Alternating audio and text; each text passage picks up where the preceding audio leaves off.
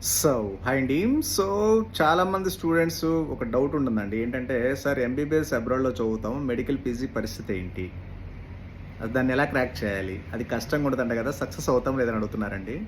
Sir మీరు 100% success అవుతారు. Provided that ఎప్పుడంటే సక్సెస్ అవ్వంది. మనము proper university, proper standards, proper discipline, ప్రాపర్‌గా చదవకపోతే మాత్రం ఫెయిల్ అవుతాం. ఎందుకంటే, మీరు ఫిజిక్స్, కెమిస్ట్రీ అనేది ఎంబీబీఎస్‌లో ఉండదండి. కెమిస్ట్రీ ఉంటుంది కదా! ఒక జస్ట్ బేసిక్స్ ఉంటాయి.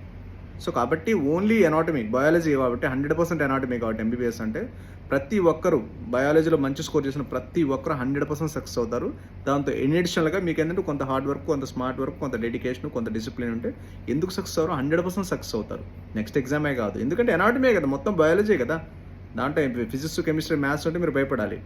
సో, ఓన్లీ ఎనాటమీ, బయాలజీ కాబట్టి 100% సక్సెస్ అవుతారు. హ్యూమన్ ఎనాటమీ కాబట్టి. దాని గురించి అసలు ఆలోచించాల్సిన అవసరం లేదు. ప్రొవైడెడ్ మంచి కాలేజ్, మంచి యూనివర్సిటీ సెలెక్ట్ చేసుకోండి.